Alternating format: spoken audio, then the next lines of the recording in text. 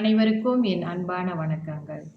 நேற்றைய பதிவின் தொடர்ச்சி. நேற்று நம்ம சப்தகன்னிகள் பற்றி பார்த்தோம். இன்று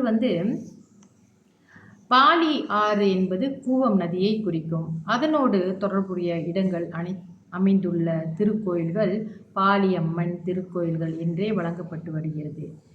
வில்லிவார்க்கத்தில் பாலியம்மன் திருக்கோயில் உள்ளது.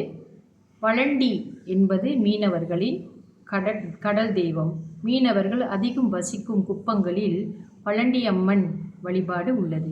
குறிப்பிட்ட பகுதி மக்கள் தங்கள் வசிக்கும் தெருவில் அமைத்து கொண்ட தெய்வங்கள் வீதி அம்மன், திருவீதி அம்மன், தெருவீதி அம்மன் என்றெல்லாம் அழைக்கப்படுகிறது. அங்காள பரமேஸ்வரி, மாரியம்மன், பவானி அம்மன் என்னும் தெய்வங்களும் நோய் தீர்க்கும் கிராம தெய்வங்களாக கொண்டாடப்படுகிறது. இவைகளும் வெளியூரிலிருந்து கொண்டு வரப்பட்ட தெய்வங்களாகும். எல்லம்மன் என்பது எல்லையம்மன் என்று மருவி அழைக்கப்படுவதாக சொல்லப்படுகிறது. எல்லையம்மன் என்பது தனி தெய்வமாக இருந்தாலும் எல்லம்மன் என்பது நல்ல பெண் தெய்வம் என்று கருதப்படுகிறது என்ற பெயரில், அதாவது நல்ல பெண் தெய்வம் என்ற பெயரிலும் வழங்கப்படுகிறது.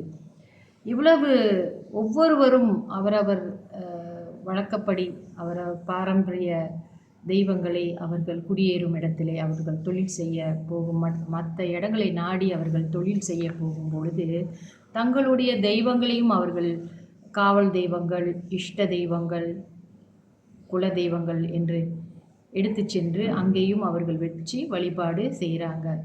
இந்த தெய்வங்களை வைத்தே நம்ம அவர்கள் சில இடங்களிலே அவர்கள் என்ன தொழில் செய்கிறார்கள் என்பதை கூட நம்ம கண்டுகொள்ள முடியும்.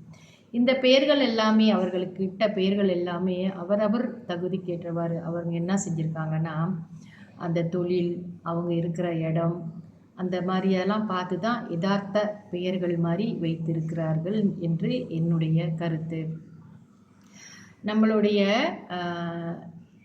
தமிழர்கள் என்று சொல்லக்கூடிய நம்ம இந்த சென்னையில் வாழ்கிற மக்கள் வேறு இடத்துல இருந்தெல்லாம் அங்கே குடியேறி இருக்கிறாங்க இல்லையா? ஸோ அவங்க வழக்கப்படி அவரவர்களுடைய தெய்வங்களை எடுத்துகிட்டு கோயில் கட்டி இங்கே வழிபாடு செஞ்சுக்கிட்டு வராங்க. அந்த நன்றி மறவாத குணம் அந்த தமிழர்களுக்கு இருக்குது.